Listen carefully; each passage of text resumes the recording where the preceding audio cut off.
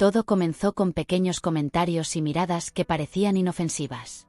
Lo que parecía una simple provocación juguetona por parte de mi cuñado terminó llevándome al límite, haciéndome caer en una tentación peligrosa. Acompáñame mientras te cuento cómo un vínculo familiar casi destruyó todo lo que había construido con mi esposo. Mi matrimonio con Marcos había sido, en muchos sentidos, todo lo que alguna vez soñé. Nos conocimos jóvenes y construimos una vida basada en el amor, la confianza y la complicidad.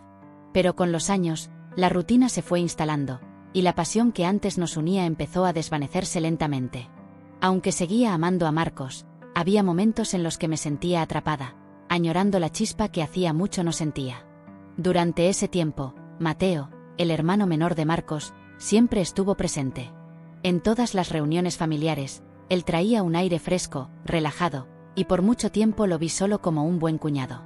Pero entonces, algo cambió. Al principio, fueron solo pequeños comentarios. Recuerdo una vez en la que, durante una cena familiar, me dijo con una sonrisa: «Siempre me ha sorprendido cómo puedes ser tan hermosa y tan organizada al mismo tiempo». Me reí, pensando que era solo una broma simpática, pero dentro de mí, sentí un ligero cosquilleo que no podía ignorar. Con el tiempo, las miradas de Mateo se volvieron más intensas, más prolongadas. Los roces accidentales empezaron a sentirse menos casuales, y pronto me di cuenta de que cada vez que estábamos en el mismo espacio, él buscaba estar cerca de mí. Comencé a notar que me observaba desde el otro lado de la mesa en las reuniones, y esa atención, que al principio me parecía inofensiva, comenzó a despertar algo dentro de mí. En un principio, lo ignoré. Era mi cuñado, el hermano de mi esposo. No podía ser nada más que una coincidencia, pensé. Pero a medida que las provocaciones se volvían más directas, más insinuantes, me encontré atrapada en una mezcla de nerviosismo y halago que no podía evitar.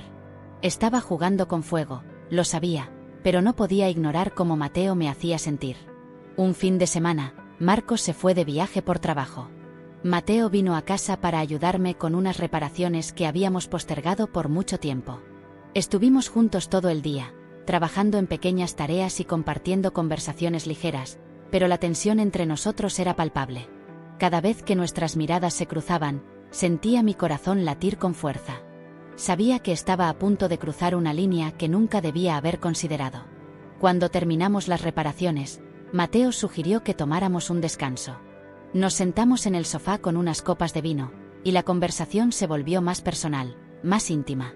Hablamos de nuestras vidas, de nuestras frustraciones, y sin darme cuenta, empecé a compartir cosas sobre mi matrimonio que nunca había dicho en voz alta. La cercanía de Mateo me hacía sentir viva de nuevo, de una manera que no había experimentado en años. De repente, rompió el silencio con una frase que me dejó sin aliento. «Siempre me he preguntado cómo sería estar con alguien tan increíble como tú». Sus palabras eran sinceras, cargadas de deseo, y me encontré atrapada entre la razón y la emoción. «Mateo, no deberíamos», murmuré, mi voz temblorosa. Él se inclinó más cerca, hasta que pude sentir su aliento en mi piel. Mi corazón latía descontrolado, y aunque sabía que lo correcto era detenerlo, una parte de mí quería seguir adelante, quería sentir esa emoción, esa chispa que tanto había echado de menos. «No tenemos que hacerlo si no quieres», susurró, su voz suave pero llena de deseo. Mis pensamientos estaban nublados. Mi mente me gritaba que me apartara, que lo detuviera, pero mi cuerpo no reaccionaba. Antes de que pudiera procesarlo, Mateo me besó. Fue un beso intenso, cargado de la pasión reprimida de semanas de provocaciones. Durante unos breves segundos, me dejé llevar. Disfruté de la sensación de ser deseada, de sentirme viva otra vez. Pero apenas unos momentos después, la realidad me golpeó con una fuerza devastadora.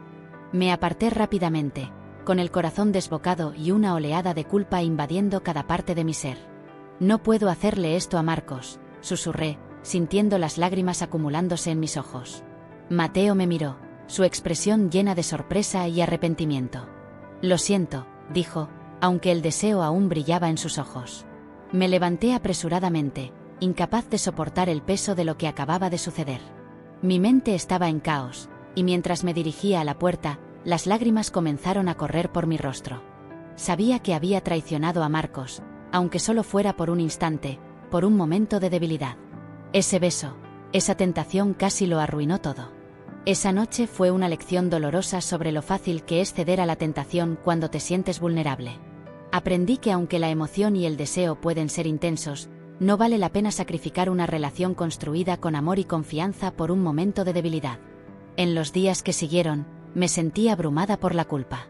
Intenté evitar a Mateo en las reuniones familiares y me esforcé en reconectar con Marcos, en recuperar lo que habíamos perdido antes de que fuera demasiado tarde.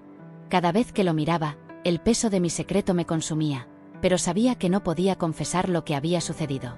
Sabía que debía concentrarme en nuestro matrimonio y no volver a perder de vista lo que realmente importa. Ahora estoy más decidida que nunca a valorar lo que tengo con Marcos, a fortalecer nuestro matrimonio y a no volver a caer en una tentación que podría destruir todo lo que hemos construido juntos.